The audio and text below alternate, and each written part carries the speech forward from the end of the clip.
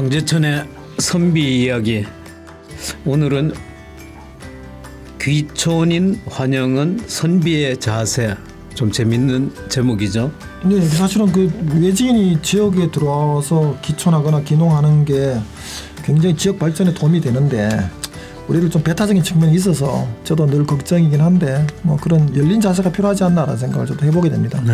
실제 귀농 귀촌을 많이 장려하지만은 어느 지역에 가나 그런 말들은 나오더라고요. 좀 배타적이다. 그럼 예전에 선비들은 어땠을까? 그렇죠. 궁금하네요, 진짜. 예. 실제 보면은 외지 출신들이 보는 눈이 좀 다르죠. 그렇죠. 왜냐하면 그 지역에 사는 사람은 워낙 당연하게 익숙하고 그랬던 것이 외지인들이 보기에는 이 방법은 어떨까? 저걸 꼭 해야 하나? 뭐지 그런 새로운 관점에서 접근을 할 수 있죠. 그렇죠. 기존의 영주 사람들은 그냥 영주에서 나고 자란 사람들은 당위적인 측면이 많을 거라고 생각을 하는데 그동안 우리가 몰랐거나 보지 못했던 측면이 좀 많았을 것 있다고 생각을 해요. 외지에서 오는 친구들은 아무래도 뭐 소위 말하는 영주보다는 대도시에 오는 친구들이 있어서 그런 사람들이 지역에 새로운 아이디어나 혹은 활력소를 주는 측면이 저는 있을 거라고 보거든요. 예. 예전 선비들 사례를 보면 물론 여기에 정착한 건 아니지만은 풍기 군수를 했던 신제 주세붕, 그렇죠. 인삼 재배의 시초자, 어쨌든 그 당시에까지는 삼은 산에서 난다.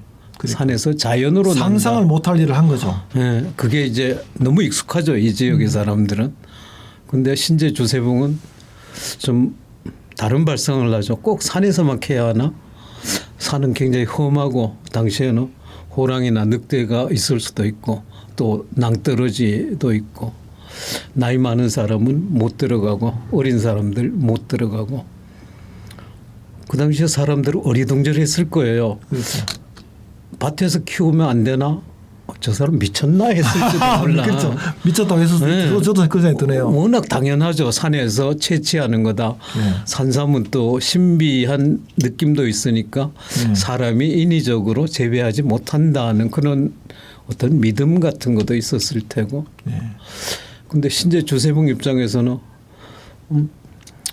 여기서 한번 밭에서 키워보면 어떠냐. 한번 해보기는 해봤냐. 그렇죠. 물론 당시에 해본 사람도 있었을 거예요. 그렇죠. 근데 처음 시도하면서 그 조건 맞추기가 힘들죠. 실패하기 십상이죠. 해봤는데 안 돼요라는 말도 나왔었을 것 같아요. 맞습니다. 그렇겠죠. 네. 아마 신제는 다양한 방식으로 한번 시도를 하라고 권하지 않았을까.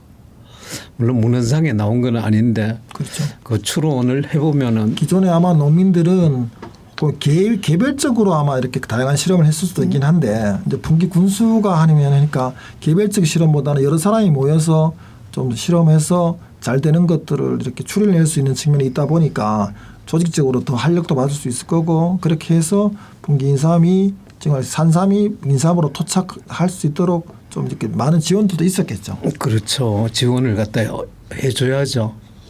뭐 사람들 인력도 지원해주고 또 조건 맞추는 거 뭐 실제 농사 잘 짓는 사람이 기록을 못할 수도 있잖아요. 그렇죠. 문맹이 많던 시절이니까 그렇죠. 예. 그런 거 기록도 하고 뭐 하지 않았을까.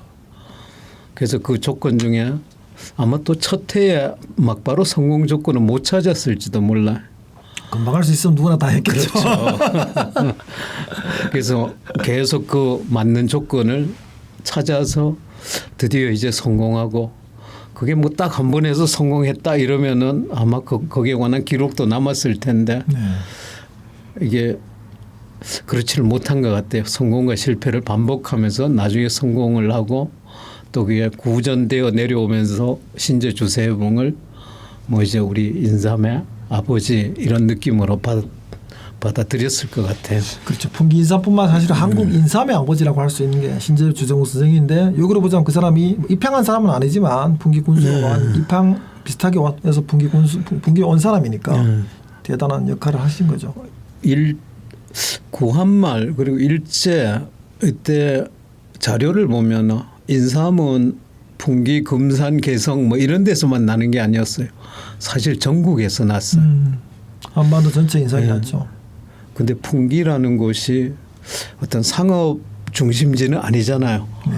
소백산에 둘러싸인 곳이 정감록상으로는 뭐 최적의 피난지일지 정감록 모르나 길지긴 하지만 상업적으로는 네. 중심은 상업의 길지는 아니죠. 악지죠. 상업적으로 볼 때는 모든 데가 막혀 있어서. 그런데도 풍기 인삼이 성과를 유지를 갖다가 했다.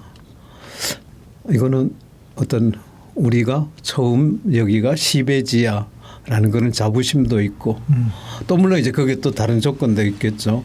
그렇겠네요. 역시 또 외지에서 들어온 사람들 이제 개성 출신 이런 사람들은 상업의 유통에 대해서 잘 알고 유통을 갖다가 잘 안다.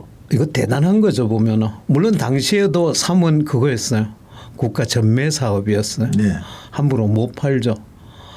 근데 그게 홍삼은 전매 사업인데 다른 거 이제 뭐 백삼이라든지 뭐 해갖고 루트를 갖다가 개척을 갖다가 할 수 있는 사람이 필요했는데 마침 이제 그런 게 외지인 출신들의 뭐 상업적인 경력, 유통 경력을 가진 사람들의 힘을 얻은 바 있죠. 오, 신재 조세봉은 또 어떤 그런 농업의 혁명 거기에다가 교육의 혁명을 일으켰잖아요. 그렇죠. 백운동 세웠으니까요. 참 놀라운 사람이에요. 예, 최초의 사립대학. 그 당시에 그것도 사람들이 이상하게 생각했죠. 학교가 이미 있는데 왜 또 학교를 세워? 더구나 당시 풍기에는 향교가 2개였잖아요. 그렇죠. 풍기 향교 있고 수능 향교가 있었고. 근데 왜 또 세워?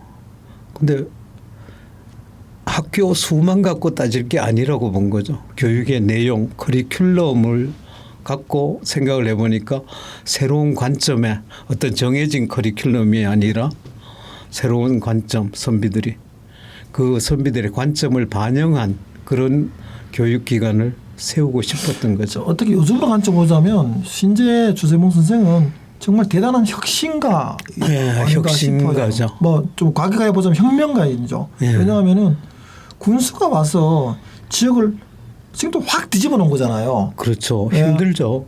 산삼을 인삼으로 재배하게 하고 향교가 2개가 있음에도 불구하고 서원을 세워서 교육에 대한 또 새로운 패러다임도 만들었다고 하는 건 정말 지역 사회를 확 뒤집어 놓은 그런 그렇죠. 인물이 아닌가 싶어요. 그리고 교육은 어쩌면 여기 있던 기존의 토착민들한테는 좀 부담스럽기도 했죠.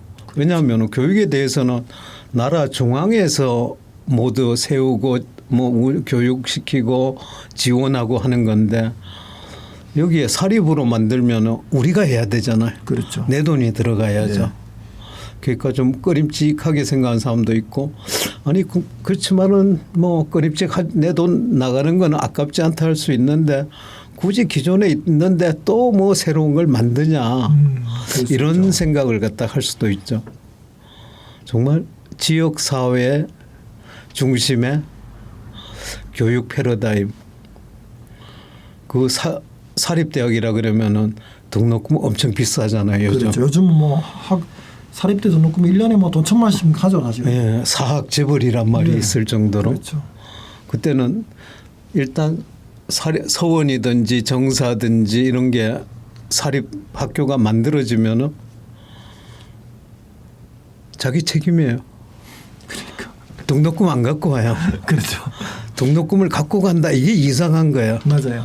당시에는 그렇습니다. 물론 이제 금교 황준영이 저쪽에 녹봉정사 가서 만든 이제 하나의 그게 기준이 있는데 공부 안 하면은 쌀 갖고 오기. 이거는 등록금을 받는다는 개념보다는 공부하라는 유인책이지.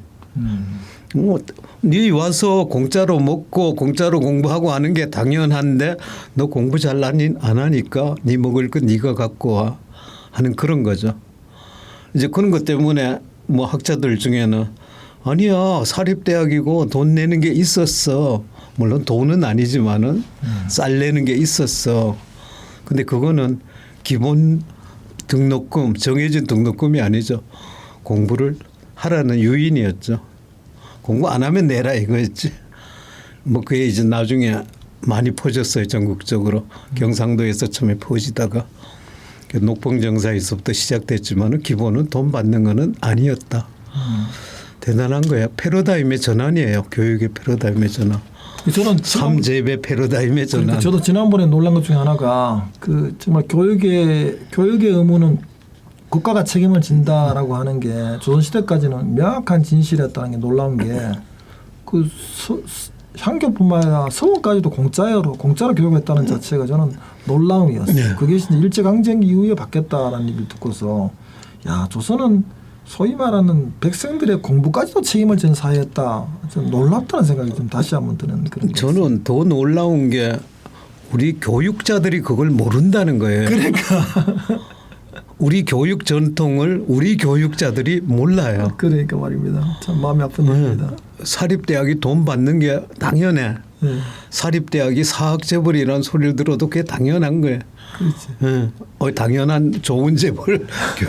그러니까 사실은 말도 안 되는 이런 기업도 아니고 사학이 재벌이라는 얘기를 듣는다는 것 자체는 사실 국가적으로 사실은 굉장히 슬프고 불행한 그렇죠. 일이에요. 그게 잘못된 거죠.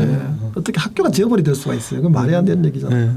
교육이란 거는 선비들에게 있어서 교육이란 거는 내가 잘 먹고 잘 살고 권력 휘두르고 하는 게 아니라 교육은 선비들의 이념인 대동사회를 만들기 위한 하나의 그 기여를 하기 위한 활동이죠.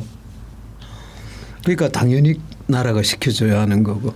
그러니까 제가 그 사실은 옛날에 거기 H 대학에 직원으로 몇 년 있었는데 그런 생각이 들어요. 그 진짜 서울에서 알아주는 그 사학 재벌이란 말이에요. 내가 볼 때마다 야, 이 대학이 재벌인가라 할 정도로 대학에서 뭐 건설회사도 가지고 있고 호텔도 가지고 있고 여행사도 가지고 있고 신문사도 가지고 있고 뭐 여러 가지 보면서 야, 이게 진짜 대학인가 병원도 가지고 있고 좀 심한 그런 케이스를 제가 많이 보면서 이게 한국 사회의 서글픈 현실이구나 하는 생각이 많이 드는데 지금 와서 보니까 이게 대학은 그래서는 안 되는 걸 참 우리가 잘 모르고 있다는 생각이 좀 들어서 마음이 아픕니다. 우리의 전통을 찾아야 할 것 같아. 그러니까 뭐 어쨌든 이게 새로운 혁신을 일으킨 사람이 주세봉 여기 출신이 아니었다는 거죠. 그렇죠, 맞습니다. 근데 뭐 소서원 같으면 또 난리가 난 거죠. 난리가 난 건 아니지. 근데 막 힘들어하는 사람들이 생기잖아요. 예. 이게 뒷받침해줘야 하니까. 지가 좀 그냥 알아서 쌀이나 좀 갖고 오면 어때? 지가 알아서 빨래나 좀 하면 어때? 이게 안 되는 거죠. 그러니까 선비들이 힘들고 스님들도 힘들었어요. 뭐 이제 스님들한테 야, 저 서원에 요즘 반찬이 너무 부실한데 뭐 나물 무슨 나물 여기는 많이 보이네. 뭐 이제 이런 식이죠. 그리고 또 모임에서 그 스님들한테 어느 절에서는 뭐 이렇게 해갖고 통보도 해요. 그리고 옛날에 그 조선시대의 사찰은 또 생존하기 위해서 협조를 하는 거죠. 그렇죠. 방법이 없으니까 맞아요. 그러니까 민폐죠. 요즘 말로 하면은 그때 태계 이황이 와서 이게 꼭 이래야 하나. 뭐 내가 자기가 그렇게 만든 게 아니지만 꼭 이래야 하는가 의심을 해본 거죠. 태계 이황이. 이게 서원이 사립대학이긴 하지만은 교육은 여기서 교육을 시키는 목적은 나가서 사회에 이바지하기 위한 건데 나라가 해줘야 하는 거 아니야? 라는 게 이제 태계 이황의 관점이었죠. 여기 있는 사람은 우리가 뭐 돈 내갖고 우리가 만들었으니까 고생해도 어쩔 수 없지라고 생각했을 거예요. 그런데 태계 이황은 이래야 되나 본 거죠. 그래서 당시에 감사한테 요즘 말로 하면 도지사한테 얘기하고 도지사는 중앙정부한테 이야기해갖고 지원이 되죠. 일부 지원이 아니라 당시로 봤을 때는 뭐 전액 지원. 요즘 말로 하면은 전액 국가재정 지원 사립대학. 아마 전액 국가재정지원 사립대학은 세계 최초일지도 몰라요. 그럴 수 있죠. 맞습니다. 예, 어쩌면은 지금까지 유일한 게 아닐까? 뭐 지금 모르겠습니다만은 정말 대단한 일을 한 거죠.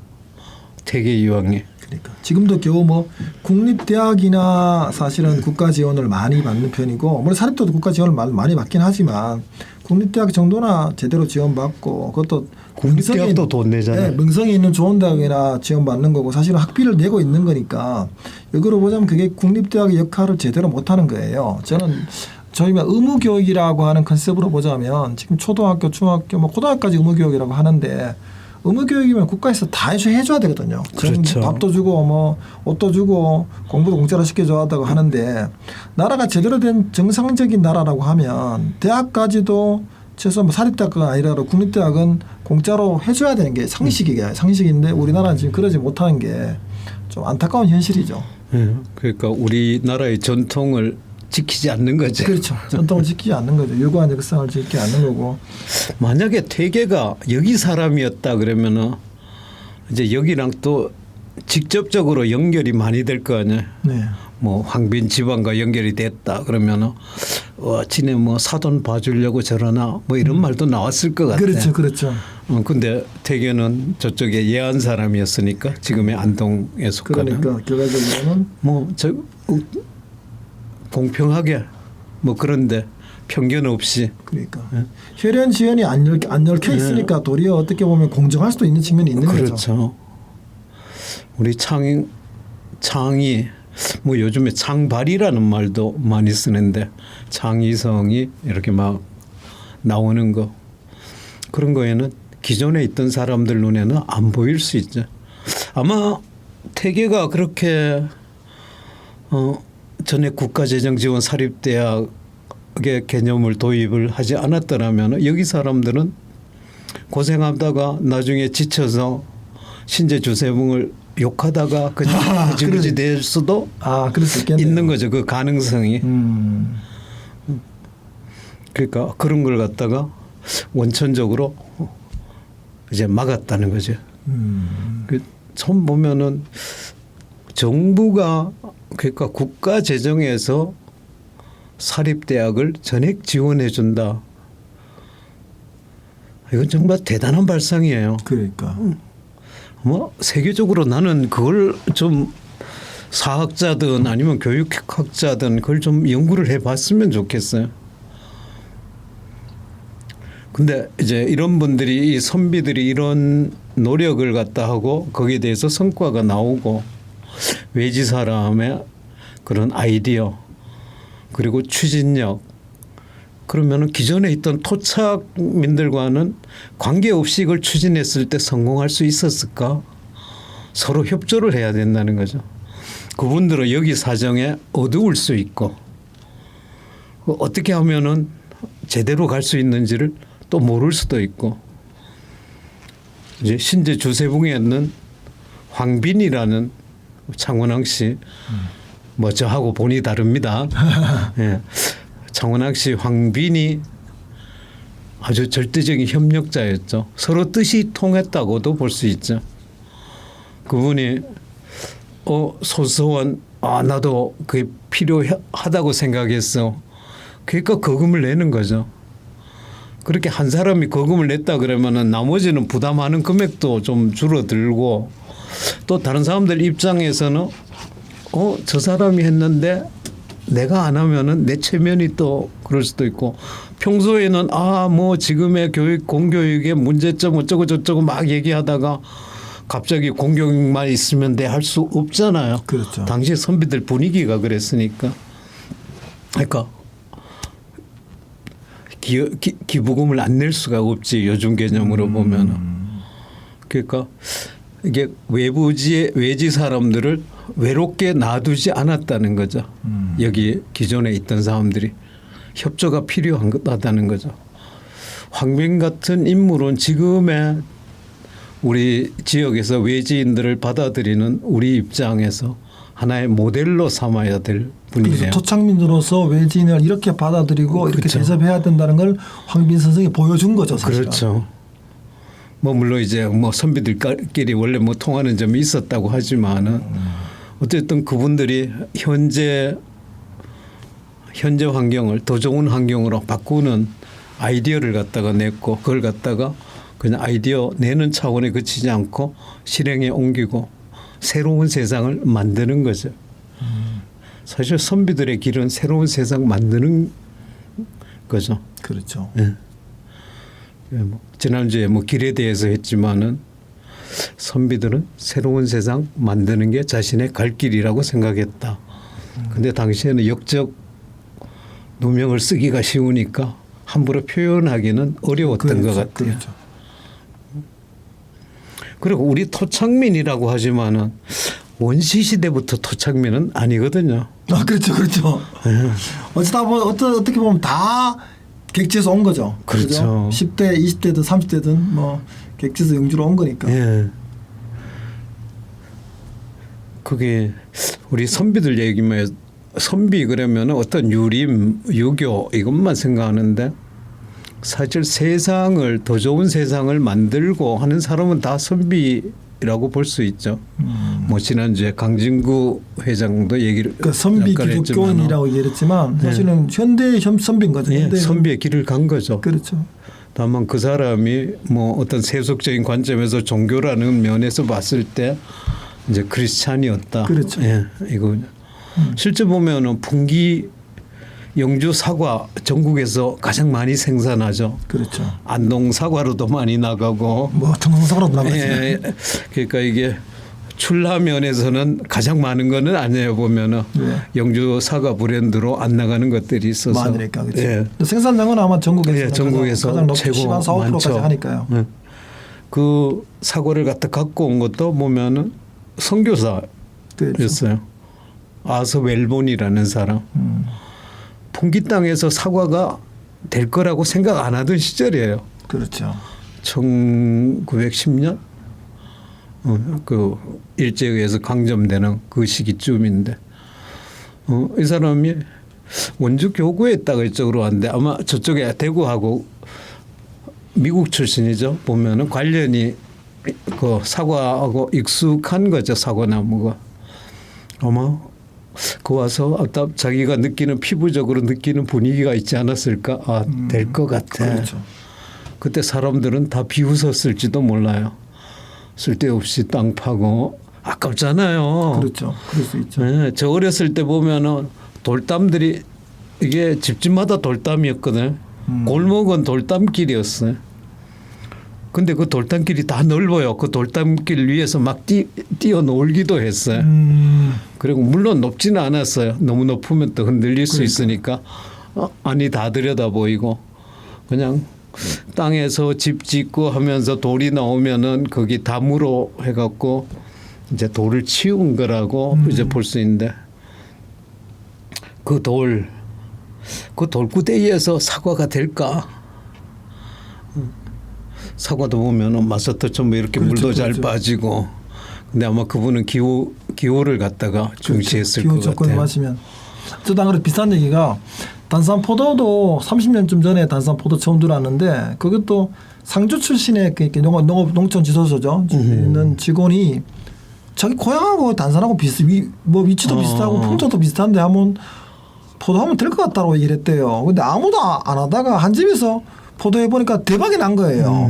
그래서 줄줄이 따라 하다 보니까 단산 포도가 한 7, 80집 정도 되고 양도 굉장히 많이 늘어났다고 하는 것처럼 사실은 새로운 실험을 해서 도전하는 게 쉽지는 않지만 또 그런 제안을 하는 것도 저는 또 획기적이라고 봐요. 아까 그렇죠. 사과도 이 원주에 있던 뭐 아서 웰번이라고 하는 선교사가 와서 이쪽은 사과 될 것 같은데 한번 해보자라고 했고 또 그것을 그래 뭐 한두 번 해보자라고 해서 한 사람이 또 대단했을 거라고 생각이 드는데 또 그런 역할도 굉장히 큰 거죠. 그렇죠. 안 됐을 때 욕을 얻어먹을 수도 그렇죠. 있죠. 네, 그런데 또 세월하고 제안해서 또 받아들인 사람들이라든가 역할들을 봤을 때 이거 사과 되겠다라고 해서 지금은 정말 영주가 전국 사과 1등의 도시를 만든 건데 한 100년 좀 걸리긴 했지만 그렇죠. 그렇게 그 작은 씨앗이 그렇게 된 거잖아요. 그 사과는 영주의 굉장히 큰 산업 중에 하나가 그렇죠. 하나이죠. 맞습니다. 그래서 이게 정말 외지인의 역할들이란 게 전 이렇게 해서 크지 않나라고 좀 다시 한번 생각을 해보게 되는 거예요. 그게 결국은 토착민들 포함해서 다 도움이 되는 거죠. 어차피 그 사람들도 같이 하고 토착민의 도움도 사실 필요하거든요. 필요하죠. 맞습니다. 예. 그러면서 그 사이에 또 여러 가지 관계가 맺어지죠. 뭐 친구 관계든 옛날 선비들처럼 혼맥으로 이어진다든지 맞아요. 예. 자네 집 딸, 뭐 우리 집 그렇죠. 아들 하는 식으로. 그렇죠. 초기에는 그냥 얼굴만 알게 되지만 관계가 지속되게 되면 이제 이게 혈연, 지연, 학연, 저기 학연, 뭐 지연으로 묶겠나 혈연까지 묶이게 되는 그런 관계가 이루어지는 거고 영주도 뭐 똑같이 선비가들이 이렇게 혈연으로 또 나중에 묶여 있잖아요. 그렇죠. 그런 것처럼 그 비슷하게 되는 거죠. 뭐. 그리고 또 영주의 주요 산업 중에 하나인 인견 이것도 외지인들이 그렇죠. 개척한 거나 마찬가지예요. 그 평안도 사람들. 그렇죠. 평안도에 뭐 안주 박천인가 예. 이 사람들이 와서 이제 영주에 와서 풍기 인견을 사실은 확산시킨 사실 거죠. 이분들은 할 게 없었죠. 그래. 몸만 왔다고 봐야죠. 그렇죠. 물론 이제 거기에 여기 올 때는 뭐 신매촌 아재가 여기 있어. 뭐 옛날에 만났어. 뭐 이제 이런 용고들이 다 있어요. 아니면은 친구가 간다니까 뭐 이제 그렇죠. 따라온 사람도 있지만은 저 그렇게 온 사람들이 왔다 해갖고 뭐 11촌 아재가 여기 살아서 그거 보고 왔다 하는데 11촌 아재가 밥을 먹여줄 수 있는 건 아니잖아요. 그렇죠. 땅이 있는 것도 아니고 뭐 금부치를 갖고 온 것도 아니고 물론 갖고 온 사람은 또 다르겠지만 그렇죠. 그러니까 이 사람들이 할 수 있는 게 이제 옷을 만드는 거지. 땅이 없으니까 곡식을 만들지는 못하고. 근데 옷 만드는 거는 당시에 모든 집에서 다 옷을 만들었어요. 모든 집에서 거의 누에를 많이 쳤어요. 그 옛날에 수령 뭐 목민관으로 나가면은 임무 중에 가장 큰 게 곡식 증대하고 양잠이었어요. 실제로 왕실에서도 네. 그 왕은 농사 열심히 짓게 하고 공주나 뭐 소위 말하는 중전들은 누에 치는 게 그렇죠. 일이었잖아요. 그렇죠. 잠실에 가갖고 이제 시범 보이고 그랬죠. 농업사회라는 게 그런 게 중심이었으니까 말이죠. 그 어느 집에나 다 하고 있는데 이분들도 할 수 있지. 아마 싸게 팔았을 것 같아요. 그렇죠. 그리고 다른 집들은 집안의 모든 일을 다 하잖아 여자들이. 그렇죠. 근데 이 사람들은 할 수 있는 게 직물 짜는 것밖에 없으니까 전문성도 더 길러졌고 일의 능률도 더 높아졌을 것 같아요. 맞아요. 그 일만 하니까. 그러니까 좀 더 싸게 팔 수 있었을 거고 품질이 더 좋았을 수 있죠. 맞습니다. 이제 그러다가 보니까 이걸로 그치지 않고 뭐 짓기를 하나 둘 딸이 더 귀했대요.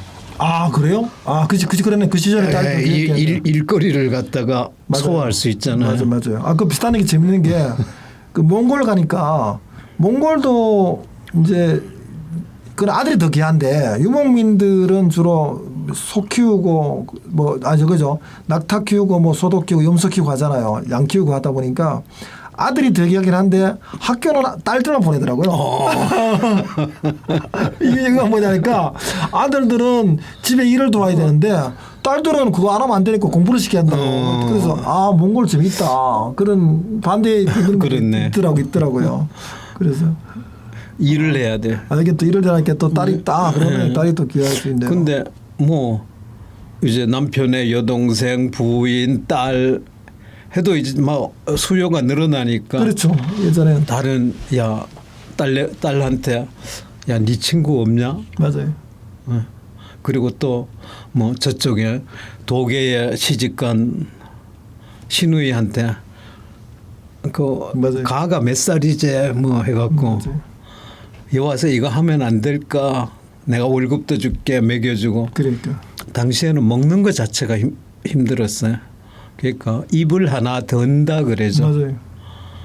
이제 그게 왜 그 풍기가 옛날에 바람, 돌, 아가씨 여자가 아니라 아가씨 많고. 예, 아가씨가 많다는 걸로 이제 알려졌었죠. 그 아가씨가 바로 직물 산업 때문에 그래요. 대부분이 10대였어요. 제 기억으로도 아마 우리 그 고모 할머니, 이모 할머니 나이 때는 아마 그랬던 것 같아요. 할머니 나이 때는 초등학교 정도만 졸업하면 뭐 잘하면 중학교이지만 초등학교 졸업하면 전부 다 영주 있으면 분기의 직물 공장, 그 인경 공장에 가서 일하는 시대가 일반적이었던 것 같아요. 가난한 시절이니까. 그렇죠. 풍기가 인구가 아가씨들이 많으니까 젊은 남자들도 또 많아지죠. 그러니까. 그래서 풍기가 사과를 더 많이 먼저 재배했는지도 몰라. 그 풍기에 그 당시에 극장이 두 개 있었다는 거죠. 그렇죠. 극장이 두 두 개 개나 있었다는 있었어요. 얘기도 저는 깜짝 놀랐어요. 풍기에도 극장이 두 개나 있었어 한 그런 느낌.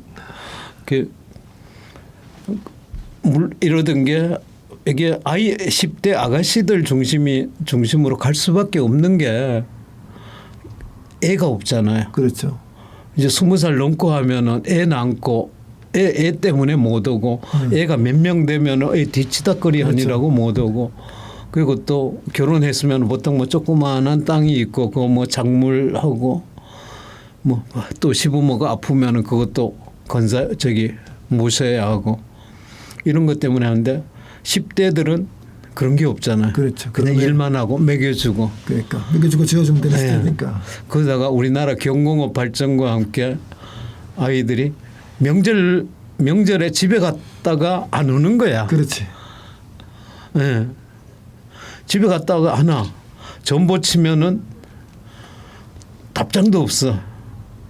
이게 뭔가 하면은 대규모 공장들이 많이 생기니까. 많이 생기면서 다른 공장에 가버리는 거죠. 다른 대우가 더 좋은 공장에 가고 마산으로도 많이 갔어요. 아 마산 쪽에. 네, 뭐 마산 여실고 뭐 여실 그렇죠. 학교가 또 있으니까. 예, 중고 해갖고 주경야독이지. 낮에는 일하고 밤에는 그렇죠. 공부하고 계속 고등학교 졸업. 그렇죠. 예전에 그래서 뭐 서울에 뭐 구로나 영등포, 그럼 뭐 여기서 가깝자면 대구, 청주, 부산, 뭐 마산 지역에 공단 지역에 이제 초등학교나 중학교 맞춰 가는 친구들이 다 학교 때문에 가는 친구들이 많았었죠. 그 뭐 그걸 갖다가 뭐 그런 회사들의 그 회사의 역사에서 보면은 뭐 회장의 어떤 뭐 인권이라든가 어쩌고 저쩌고 하지만은 사실은 인력 끌어들이는 그렇죠. 방법이 중요한 없으니까. 방법이었죠. 학교가 없으면 학생들이 안 오니까. 뭐 이제 그럼 여기서도 뺏기니까 그렇다고 끌고 올려니까 여기서 더 좋은 처우 못 해줘. 여기서 고등학교 못 보내, 중학교 못 보내. 이제 자연스럽게 자동화 쪽으로 가는 거죠. 그다음에 이제 뭐 워터제트, 에어제트 하는 식으로. 어쨌든 그렇게 해서 그 섬유 산업이라는 없던 섬유 산업 그냥 자가 소비하던 그런 걸 산업으로 격상시킨 것도 외지인들이었다는 거죠. 뭐 물론 이제 먹고 살기 힘들어서 했다 하지만은 그렇죠. 거기에서 뭐 하고자 했던 결정 그리고 거기에 추진력 이런 것들이 기존에 살던 사람들 입장에서는 그게 가능했을까 하는 생각도 할 수 있죠. 그렇죠. 기존에서 만약에 영주에 기존에 있던 사람들이 계속했으면 아마 인삼도 지금처럼 폭발적으로 늘어나지 않았을 거고 사과는 당연히 뭐 그렇게 또 늘어나지 않았을 거며 기타 여러 산업들이 아마 그렇게 확대되지 않았을 거예요. 인견도 뭐 정말 작은 규모였었겠죠. 근데 확 이렇게 해서 규모가 커진 것들은 전부 다 외지인이 입향해서 외지인이 들어와서 아마 뿌리를 내렸기 때문에 아닌가 싶어요. 그렇죠. 이제 풍기가 인견 산업이 다른 데도 인견 직물을 만드는 곳이 전국에 몇 군데가 돼요. 근데 다른 데는 이름이 없거든 브랜드가. 맞아요. 근데 브랜드가 없어요. 풍기 인견은 브랜드가 있어요. 디자인까지 나간 거예요. 그렇죠. 그 처음에 디자인까지 나가면은 그냥 디자인이라면 참 우습게 생각했지. 그게 뭔 디자인이 필요해. 그러니까. 그냥 속에 뭐 여름에 입을 그냥 뭐 집에서 편하게 입을 옷만 만들면 뭐 그걸로 끝나는 거지. 그런데 디자인을 갖다 도입한 사람도 있죠. 그거는 이제 뭐 여기에 이제 완전히 정착을 한 사람들의 자녀라든지 또는 뭐 친구들 중에 이제 외지 사람들 중에 디자인의 중요성을 아는 사람들에 의해서 시도가 되기 시작한 거죠. 그렇죠. 아무래도 이제 그것도 외지의 그렇죠. 시각이 반영이 된 그렇죠. 거예요. 인견도 마찬가지 맞아요. 옛날 그냥 오리지널이 좋다고 해서 그냥 예전에 소위 말하는 속바지 정도나 만드는 여름에 뭐 티셔츠 정도나 만드는 그런 인견이었다면 아마 지금도 인견은 예전 모습 그대로이겠지만 지금의 인견의 모습은 사실은 굉장히 많이 바뀌었잖아요. 뭐 한복처럼 만드는 경우도 있고 그다음에 저는 보니까 인견 뭐 난방 같은 것도 있더라고요. 난방도 있고 뭐 그래서 야 이거는 이렇게 좋은 옷을 만들 정도라고 하면 그것도 그런 외부에서 작은 디자인 요소들이 반영이 됐을 거고 물론 내부에서도 고민이 있었겠지만 그런 외부에 있는 인력들이 들어와서 고민하고 또 변화 발전하는 모습이 아닌가라고 그렇죠. 생각을 해보는 거죠. 저도. 결국 시대 상황과 맞아떨어지는 거죠. 보면 대도시일수록 난방이 좋아져. 그렇죠. 그러니까 겨울에 인견 입는다 해갖고 뭐 찬바람이 술술 들어온다 이게 아니지. 나도 겨울에는 계속 이제 속옷은 인견으로. 아 겨울에도 인견 입으시는구나. 네. 아. 이렇게 뭐 좋아요. 그거만 입으니까 다른 거 입으면 좀 괜히 좀 이상해. 저는 뭐 사실 인견하면 그러니까 한 중학교 고등학교 다닐 때 우리 어머님 인견 반바지를 이렇게 그렇죠. 네, 그런 기억이 있고. 네, 그 인견 공장에 가서 천만 그렇죠. 갖고 와 맞아요. 천만 천 사오자. 와서 반바지 만들어 집에서 맞아요. 만드는 거죠. 그래서 칠부바지죠. 칠부바지를 해서 반바지를 만들어주는 그런 기억이 있고. 또 나이 들어서는 디자인 개념이 없지. 네, 나이 들어서는 또 어머님이 또 이제 가끔 인견 반바지도 해주지만 이제 그런 거죠. 인견 이불 같은 거 가끔 사줘서 저희 이제 온 식구가 이제 인견 이불 처음에 한 개 샀다가 사자 해서 지금은 아마 집에 인견 이불 한 5개 들 거예요. 그래서 손님이 와도 걱정할 정도로 인견 이불도 있고 그다음에 요새는 또 보니까 뭐 인견 난방 뭐 하여튼 그런 것들이 너무 세분화되어 있어서 저도 볼 때마다 야 인견 이렇게 발전하고 또 패셔너블하게 되는구나. 뭐 한복 비슷하게도 만든 그 반대로 파는 경우도 있고 해서 물론 이제 세탁기를 돌리지 못해서 손빨래를 해야 되는 불편함이 있긴 하지만 그래도 굉장히 아주 여름 옷감으로서는 좋은 옷감을 유지하고 있는 것 같더라고요. 늘 다른 관점에서 보는 그런 시선이 필요할 것 같아요. 물론 이제 그 다른 관점이 다 성공적이라는 건 아니지만 그렇죠. 그 관점을 보면서 기존에 했던 걸 반성을 할 수 있는 거죠. 저는 그래서 그러면 아이디어들을 아까 말처럼 외지인한테 얻기도 하고 또 우리가 외지 가서 보기도 하는데 그렇죠. 제가 청도 가서 깜짝 놀란 것 중에 하나가 청도가 감 생산이 많거든요. 감하면 청도감이잖아요. 그렇죠. 그런데 제주 가면 가로시라고 있어요. 가로시는 뭐냐면 제주 옷감에다가 감잎을 감물을 들이는 거죠. 감물을 들이면 굉장히 이 옷이 질기고 바닷바람을 맞아도 튼튼하게 입을 수 있어요. 그래서 제주 옷감에다가 소위 말하는 감물을 들이는 거죠. 근데 청도가 그걸 역발상으로 해서 청도가 지금 가로수를 만들어 팔고 있어요. 그래서 사람들은 제주하면 가로수인데 청도가 가로수를 만들어 파는 왜냐? 여기는 또 감이 많이 나잖아요. 그러니까 육발상 하는 거고. 감으로. 그렇죠. 며칠 전에 또 축제 얘기 나다 보니까 경북 김천이라는 도시가 김천이라는 도시가 별로 요즘 특별한 게 없어요. 그래서 김천 하다가 김천 김밥 축제를 올해 시작했대요. 그는 이름에서 따온 거네. 김천하고 김밥하고 비슷하니까 김천 김밥 천국 그래서 이번에 김천 김밥 천국을 했는데 전국에 잘 나가는 김밥 집 주인들을 다 불러가지고 김밥 축제를 했나 봐요. 2, 3일 했는데 정말 대박이 났대요. 김천 정말 아무것도 없었는데 김천 김밥 축제. 그래서 이름과 이런 것도 좀 창의력이잖아요. 이게 아마 지역 사람들도 고민했겠지만 외지를 또 김천하면 떠오르는 게 없어. 농담삼아 김밥? 김천? 이렇게 뭐 했을 거예요. 그렇죠. 그래서 우리가 그러면 김천에서 우리 김밥 축제 한번 해보자.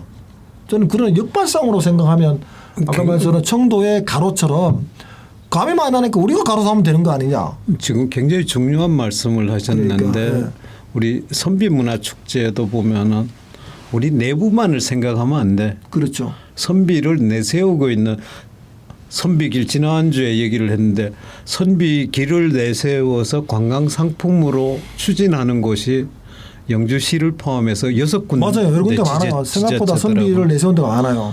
그리고 선비는 뭐 그걸 선비길 이런 걸 안 만들었다 하더라도 어쨌든 선비에 대해서 자랑스러워하는 지자체들이 많아요.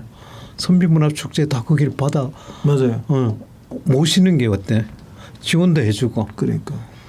여기 와갖고 행사를 자기네들이 하도록. 그렇죠. 우리 격식에 맞추지 않고 거기서 또 다른 어떤 선비의 가치를 또 찾을 수도 있죠. 어떤 뭐 관광상품이든지 뭐 체험 근데 상품이든지. 아쉽게도 영주는 선비문화축제 이제 없어지지 않았나요? 저는 없어졌다고 알고 있는데. 아니 있죠. 있어요. 수능에서 하던 게 그러니까 지금 이제는 뭐 예. 거의 뭐 규모가 축소돼서 뭐 좀 이상했어요. 그 흔적을 찾아보기 어려울 정도로 바뀌지 않았나 싶어요. 강변에서 왠지 그냥 시민 위안잔치 같은 느낌이었어요. 사실은 뭐 개인적으로는 그런 축제라면 안 하는 게 낫지 않나라는 생각이 들 정도로 지금 뭐 축소되고 뭐 그렇게 보여지가 있는 거죠. 그렇죠. 좀 마음이 아픈 거죠. 아니 뭐 저는 강변에서 한다 그러길래 이제 전국에 선비 관련된 지자체들이 다 함께 사실 그렇게 하는 것도 방법인데 말이죠. 그죠? 기회인가 그랬더니 아니더라고. 우리만 하더라고. 그렇죠. 아까 그러면 아까 처음에 말씀하신 것에서 지역에 입향한 입향조나 그런 분들 여러분들 한번 소개를 좀 해주시면 어떨까요? 입향조들은 옛날에 입향조들이 들어왔는데 물론 이제 다양한 루트로 들어오는데 결혼이 많아요. 아무리 결혼이 많겠죠. 네, 결혼을 많은데 여자가 남자 쪽으로 가는 결혼이 아니라 남자가 여자 쪽으로 가는 결혼이 많아요. 원래 결혼이라는 게 그런 게 아니에요. 그렇지. 장가 간다. 장가 가는 거니까 그죠? 네. 근데 아니 뭐 처가에 가서 하니까 반발이 없었을 거다라고 요즘 말하기 쉽잖아요. 근데 안 그래요. 보면은 우리 어렸을 때 보면은 사위쟁이들 결혼 전날 막 발바닥 두들겨 패고 뭐 이런 거 지금은 거의 없어졌는데 좀 배타적일 수 있어요. 지금 무선마을 반남박 씨와 선성김 씨 갈등이 있거든요. 아직도 보이지 않게 많이 있습니다. 근데 갈등 자체가 나쁜 건 아니에요. 보면 갈등이 어떤 새로운 에너지를 갖다 만들 수 있고 새로운 시각을 갖다가 지원할 수도 있고 어쨌든 그 사람들이 다른 곳에 있던 것을 갖고 오죠. 다른 관점을 갖고 오죠. 지식이라는 거 보는 정보라든지 이런 걸 갖다가 갖고 오는 거죠. 그런 사람들이 대부분이었어요. 보면은 뭐 이제 명분은 그거지. 세조가 왕을 빼앗아 나 꼴보기 싫어. 이래갖고 가. 그럼 자기 고향으로 돌아갈 수도 있잖아요. 그렇죠. 근데 안 가고 처향으로 가. 물론 이제 뭐 부인이 상속을 받으니까 거기 더 커서 그쪽으로 갔을 수도 있고. 예. 근데 거 가면은 저 사람들이 못 보는 뭔가를 갖다 내가 제공할 수 있어. 아니면 뭐 당시에 선비들에게 여기는 영주는 정말 선비 정신을 실천하는 사람들이 많았잖아요. 저 세내마을의 도남 서안정 같은 경우에는 처음부터 이제 세내마을로 들어간 건 아닌데 수능 갔다가 다산으로 갔다고 하죠. 네, 거기 그 세내마을로 가게 된 이유 중에 하나가 효자 권득평이 있었어요. 희봉 선생이라 그러는데 그 효자 권득평에 하고 친구가 되고 싶은 거야. 그러니까 이제 서로 막 이제 편지도 주고받고 내왕하고 하다 보니까 둘이 서로 이제 뭐 브로맨스가 싹 트는 거죠. 그래갖고 그거 들어갔어요. 재밌네요. 그러니까 토착 세력과의 갈등이 아니죠. 보면은 거기에서 서로 뭔가를 주고받는 거지. 어떤 뭐 찬사를 주고받는 그런 어떤 정신적인 그런 면도 포함해서. 근데 또 재밌는 거는 그것도 있어요. 보면은 그렇게 어떤 혼사라든가 혼인이라든가 이런 게 아니고 가다 보니까 경치가 여가 좋아. 내 마음에 쏙 들어. 경치가 좋아서 오는 경우도 있구나. 네. 그거 이제 줄포에 나주정 씨. 줄포 정씨들. 네. 거기 그 전에 성대 총장 하던 그 정범진 그렇죠. 총장도 이제 거기 후손이죠. 예. 그때는 거맘 정원숙이라는 분이 이제 이쪽으로 왔다 갔다 한 거예요. 그분의 집은 이제 원주였었는데 안동에 판관으로 근무하다가 뭐 자기 근무 기간 끝났는지 아니면은 잘렸는지 모르겠는데 어쨌든 그 끝나고 집으로 가다가 줄포에 마음에 들었어요. 근데 그때 이제 알고 지내던 나이준이라고 하는 분이 있는데 그분의 별장, 그러니까 요즘 별장하면 뭐 대단한 것 같지만은 농막이죠, 그냥 농막. 농막 하나 농막 이제 있는 빌려가지고. 거지. 예.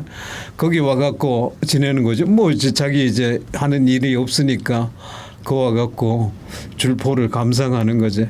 아마 그분은 이렇게 딱 그 평야가 쫙 펼쳐, 그렇죠. 예, 안정평야. 안정평야가 영주도 가장 큰 평야 중에 하나니까 예. 넓은 들이 있으니까. 예, 검암 정원숙은 산 속에 들어가기보다는 넓은 들을 보는 거를 더 선호했던 것 같아요. 가치관이 좀 옛날에 산 속에 들어가던 선비들과는 좀 다른 면이 있더라고요.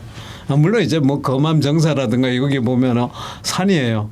근데 조금만 몇 미터만 움직이면 들판이 쫙 펼쳐져 있는 게 이제 줄포죠. 보면 포자 자체가 이제 배가 그렇죠. 드나들었다는 그 의미가 있는데 그분같이 그런 특이한 케이스가 있어요. 아, 재밌네요. 예.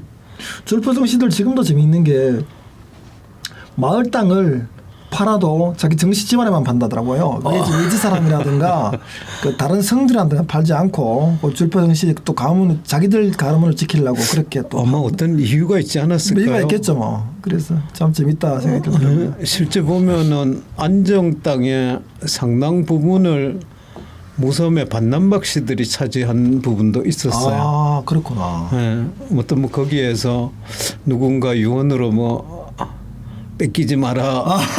아니 그 이건 저는 뭐 지금 생각나서 그럴 수 하는 말이에요. 그럴 수 있겠어요. 왜냐하면 또 무섬이라는 데는 사실은 마을 안에 농지가 없으니까 네. 그 사람들은 외지 농지를 다 확보하는 것도 그렇죠. 큰 의무였을 수 있으니까. 무섬은 그런 어떤 소작 그러니까 어떻게 나중에 이제 그 비판의 대상이 되기도 하지만 어떤 소작농으로 이제 경제를 일으키는 거 그렇죠. 또 빌려주고 그렇죠. 뭐 그런 것들이. 고리대 예. 뜯기지. 예, 안 그러면 무섬이란 건 논밭이 없다 보니까 생계를 유지하는 방법이 그런 거죠. 마을 밖에를 계속 어떻게든 뭐 좀 소위 말하는 어쨌든 계속 가지고 와야 하는 측면이 있는 그러니까 거니까. 뭐 요즘 보면 그 어떤 금융의 한 방법이에요. 보면은. 그렇죠.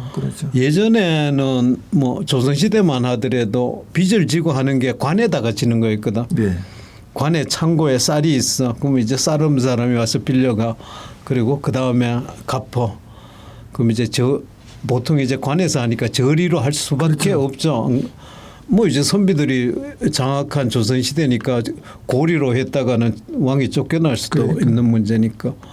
근데 우리 일제강점기 지나고 이때 되면서 또 뭐 조선 말부터 경제가 급격히 나빠지면서 빌려줄 곡식이 없는 거죠. 그리고 또 민간들도 또 비싸게 정말 4,000원이 비싼 사람도 있었죠. 예, 그런 놈들이 생기고. 많이 생겼었으니까. 뭐 어떻게 좋은 점에서 보면 어떤 금융의 탄생이에요. 그렇죠. 근데 나쁘게 보면은 그런 어떤 뭐 매점 매석해갖고 뭐 하는 놈들도 생기고 뭐 자기는 뭐 하루에 2끼밖에 안 먹으면서 한 끼 먹을 걸 갖다 빌려줘갖고 돈 버는 사람도 있고. 그렇죠. 맞아요. 예. 그래서 그래서 뭐 어쨌든 무슨 마을에 어떤 그런 고리로 빌려주고 이제 받아들인 것 때문에 비판을 받는 것도 있어요. 잘 모르더라고 사람들이.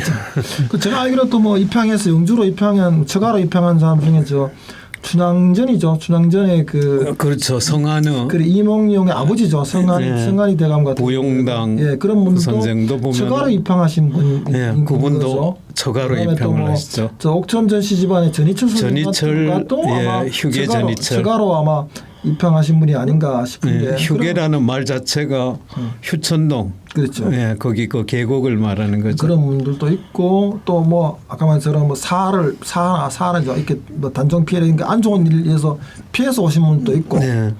뭐 그런 여러 분들이 좀 있다라고 저도 알고 있는데 저는 뭐 하여튼 그분 중에서 한두 분 또 소개해 보는 것도 괜찮지 않나 싶어요. 네, 그런 분들이 보면은 내려와 갖고 어떤 갈등 같은 기록이 없어요. 오면은 천만 다행이네요. 어떤 가치 공유적인 면이 있고 또 이분들은 새로운 정보를 갖고 오는 거죠. 그렇죠. 서울권에 돌아다니는 정보라든지 그러니까 뭔가 주고받을 게 사실 있었던 거예요. 그게 소통 거리가 생기는 거죠. 어떤 정신적인 소통이든 아니면 뭐 물자의 소통이든. 그게 실제 보면은 우리 외지인들도 보면은 여기 와갖고 뭔가를 갖다가 접점을 만들어야 해. 그게 그렇죠. 접점 만들기가 힘들면은 지방자치단체가 나서는 게 좋죠. 그렇죠. 자연스럽게 서로 만나도록. 뭐 실제 뭐 작년부터 뭐 삼도 사촌인가 뭐 사도 삼촌인가 네, 그거는 를 소위 하는 뭐 3일은 3일이나 4일은 서울 살고 또 3일이나 4일은 지방에 사는 게 뭐 그런 친척이 있는데 그렇죠. 그런 분들 꽤 있죠. 네, 요즘 그게- 좀 많이 늘어나고 있는 거죠. 그러니까 그 친척의 고향은 우금이에요. 우금인데 그 남편은 영주에서 태어나기는 했지만은 지금 연고인도 없고 연고지도 다 팔렸고 아는 사람이 없는 거죠. 결국 내 땅도 없고 그러니까 아내의 옛 고향 땅에 왔는데 요즘에는 아내보다 여기에 더 재밌어한데 아, 테니스 동호회 들고 나서 그렇게 그럴 수 있죠. 살- 그런 활동도 또 예. 의미가 있는 거니까요. 예. 그러니까 뭔가 그런 접점을 만들어야 해요. 어떤 뭐 동호라든지 아니면 뭐 정보 공유 또는 뭐 공부를 그렇죠. 같이 하는 것일 수도 있고. 왜냐하면 한국에서 유학을 가거나 이민 가면 처음 하는 게 뭐냐면은 그 지역 교회 가는 거예요. 교회를 가는 이유가 뭐냐면은 그래도 교회를 가면 지역 매주 그 지역 사람들을 만날 수가 있고 하도 유학생들 같은 경우에는 한국 밥이라도 가끔 얻어 먹으려면 교회 가야 한국 밥 주잖아요. 주기도 하고 그다음에 그 나름 거기에 이제 커뮤니티가 있어서 거기 목사님이나 뭐 장로 권사들을 만나서 뭐 새로운 아이디어도 얻기도 하고 그렇죠. 하는 것처럼 근데 똑같아요. 외국 영주도 외지인이 오면 처음 해야 되는 게 영주에 와서 교회를 다니거나 아까 영주에 와서 테니스 클럽을 다니거나 운동 클럽을 다니면 아마 지역 사람들하고 금방 친해질 수 있는 역할을 하는 거잖아요. 다른 봉사활동을 금방 하기는 쉽지 않을 거니까. 그렇죠. 여기 뭐 동호회에 가서 뭐 하다못해 자전거를 탄다든가 테니스를 한다든가 뭐 달리기를 한다든가 이런 것도 방법일 거고 뭐 운동 싫어하면 아까 말처럼 교회나 절에도 가면 또 다른 커뮤니티가 있으니까 그렇게 활동하는 것도 저는 좋은 방법이 아닌가 싶네요. 그렇죠. 테니스라고 하는 그 아이템을 잘 잡으셨네요. 그래서. 연결고리를 갖다가 하나라도 더 찾는 게 중요하지. 그렇죠, 그렇죠. 배타적이다 거기 면에서만 보면은 사실 여기 사는 사람 형제끼리도 배타적 있어요. 배타적인 게 많죠. 맞죠, 맞아요. 그러니까. 근데 이제 그게 안 깨지는 거는 연결고리를 갖다 자꾸 강조하기 때문에 그런 거죠. 없으면 자꾸 옛날 선비들이 어떤 뭐 여기에 부족한 정보 또 서울에서 내려온 사람은 그 하룻밤 뭐 귀가할 수 있는 거 그러다 또 그 동네 어떤 초막을 갖다 얻어서 계속 같이 살 수도 있는 거 이런 그런 접점을 갖다 자꾸 늘려나갈 필요성이 있을 것 같아요. 그러네요. 아. 그게 어떤 뭐 이쪽에 온 사람들에 대한 배타성이 아니라 그걸 갖다가 소위 기농기총하는 사람이 처음으로 해야 될 일이 교회를 가는 것도 있긴 하지만 지역에 이제 소위 말하는 취미활동이라는 게 뭐 테니스니 수영이니 뭐 이렇게 해서 취미활동을 클럽에 가입하면 지역 사람들하고 같은 취미를 가지는 사람끼리 쉽게 만날 수 있어서 또 금방 친해질 수 있는 그렇죠. 거고 그 사람들의 또 뭐 도움을 받아서 역할을 할 수 있겠네요. 아주 좋은 아이디어입니다. 그런 점을 갖다가 연결하는 점을 자꾸 찾을 수 있도록 그런 걸 여건을 만들어주는 뭐 지자체가 못하면은 뭐 기존에 여기 살던 사람이 그렇죠, 그렇죠. 어떤 시민 단체가 만들 수도 있는 거고 예, 그런 게 좀 많이 일어났으면 좋겠어요. 아, 제가 저 몇 전에 차로 타고 가다 보니까 창진 지나서 그 대평 오게 가는 길에 보니까 영주 기농자 센터 비슷하게 해서 거기 뭐 숙소가 있더라고요. 예. 근데 그걸 지나면서 아 정말 기농자들을 센터에서 같이 있는 게 잘하는 건지 그게 아니면 곳곳에다 이렇게 흩어져서 하는 게 잘하는 건지 저는 판단 안 씁니다. 저는 오히려 걱정을 했어요. 뭐 이제 거기에 들어가면은 이제 늘 보면 이제 거기에 관심이 뭐 농사이니까 서로 간에 이제 거기에 관한 정보 중심으로 뭐 얘기를 할 수 있고 또 일단 여기 왔고 낯선 곳에 와서 아는 사람들 그리고 더구나 이제 비슷한 처지의 사람들이 모였으니까 외로움을 느끼지 않고 않을 수도 있는데 이 사람들이 일단 나오면은 그렇죠. 외로워요. 배타적이라고 느껴 자기가 그렇죠. 실제 안 그렇다 하더라도 그러니까 저는 이제 동네 거기 할머니들 얘기하는 거 보면은 저 사람은 건방진 것 같아. 이게 보면은 왜 그러냐? 인사를 안 하는 거예요. 근데 또 이 당사자는 모르는 사람이 인사하면은 할머니들이 놀랄까봐 인사를 못 하는 거예요. 그럴 수 있죠. 왜냐면 전혀 모르는 사람인데 인사하면 또 서로 간의 오해의 점에서도 많이 나오거든요. 맞습니다. 그런 측면도 있는 건데. 그러면은 뭐 어떤 마을 놀이 때라든지 뭐 이제 이런 거 할 때 자연스럽게 해소를 갖다가 할 수 있는데 어떤 분들은 바빠요. 그 돈만 50만 원 내고 이분이 50만 원 냈습니다. 박수 짝짝. 나중에 이 사람 얼굴도 기억 못해. 뭐 이제 이러면은 별 그거 아니죠. 그렇죠. 그리고 이 사람은 동네 사람들 얼굴을 기억을 못하니까 인사를 해야 하나 말아야 하나 하다 보면 그냥 지나가는 거죠. 그렇죠. 그래서 제가 또 아쉬운 것 중에 하나가 며칠 전에도 뭐 어디 무슨 여기 지역에서 시집 와서 오래된 사는 사람들도 만났더니만 뭐 남편을 따라왔는데도 불구하고 아직도 자기를 몇십 년 됐는데도 불구하고 외지인 취급하는 사람도 가끔 있다더라. 뭐 이런 얘기도 하고 또 그렇지 않은 경우에 또 직장 통해서 왔음에도 불구하고 제가 오래 있었음에도 불구하고 외지인 통해서 물론 이제 사람들은 그렇게 안 돼야 할지라도 본인이 그렇게 느끼는 분도 아직도 있다는 생각이 들어서 그렇죠. 좀 어떻게 보면 좀 마음이 아프다라는 생각도 들고 물론 이제 이렇게 외지인들한테 쉽게 마음을 여는 건 쉽지는 않을 거라고 생각을 해요. 하지만 그렇다고 해도 말이 달라요. 노력하지 않으면 안 되잖아요. 네. 노력해야 되는 측면도 있고. 생각의 로직이 다르고 그렇죠. 말투가 다르고 그렇죠.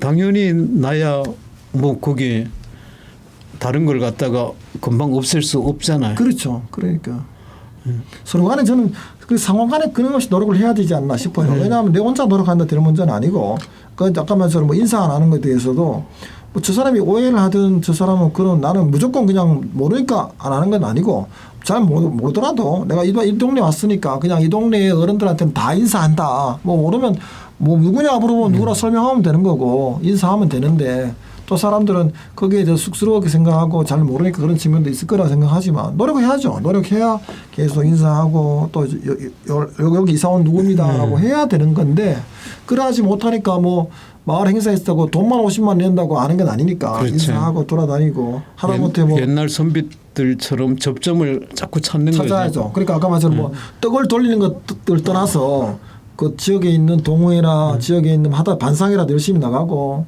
해야 되는 거지 안 나가면 또 소용이 없다. 물론 뭐 사람에 따라 안 좋은 사람이 있어서 자기에 대해서 무시하는 사람이 있을 수 있긴 하지만 뭐 그런 것도 있죠. 극복해야 되는 과제가 아닌가 싶어요. 가만히 있으면 아무도 해주는 게 없잖아요. 그렇죠. 그거는 형제간에서도 그런 게 발생할 수 있는 거고. 맞아요. 그러니까 배타성이라는 걸 자꾸 강조하면은 더 문제일 것 같아요. 오히려 접점을 자꾸 만들어주는 거. 그러니까 실제 보면은 우리 아까 영주의 주요 산업을 일으키거나 어떤 뭐 문화를 일으키거나 어떤 교육의 새 패러다임을 만들고 이게 외지인들이 새로운 관점을 제시하고 또 여기에 토착 세력들은 거기에 대해서 이 길이 맞으니까 호응을 하고 맞아요. 그래도 처음에는 갈등이 있었을 거예요. 당연하죠. 네. 사람 사는 것이 그게- 갈등이 없을 수가 없거든요. 네, 시간 지나면서 새로운 세상이 익숙해지고 그렇죠. 사람 사는 것에 갈등이 없을 수밖에 없는데 사람들은 그거에 대해서는 잘 모르고 사는 게 아닌가라는 생각이 좀 들어서 안타까울 때가 있죠. 네. 재밌는 사람을 봤는데 여기 출신인데 여기로 귀촌을 한 게 아니라 횡성으로 귀촌을 했는데 네, 그럴 수 있죠 충분히. 아는 사람을 만나면은 나이부터 알아본대요. 한 살이라도 많다. 그러면 형님이래. 야, 그것도 방법이네요. 예. 그러니까 가능하면 이제 나이 많은 사람들 형님 해갖고 가다가 차 타고 가다가 나락을 베고 있다. 이제 자기가 콤바인 이것도 다 배웠대. 이미 농업기술센터에서.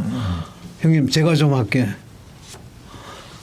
그러니까 이 사람은 언제 내려와서 이장할래? 빨리 내려와서 이장 좀 해라. 나 이장 못하겠다. 하고 이장이 막 조른대.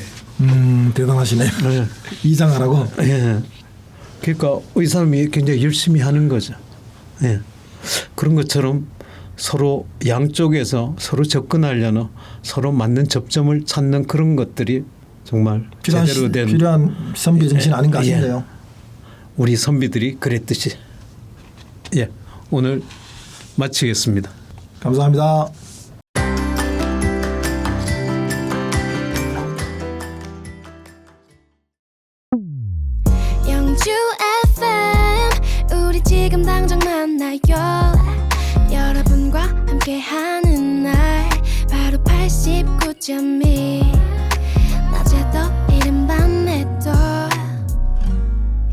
FM 89.1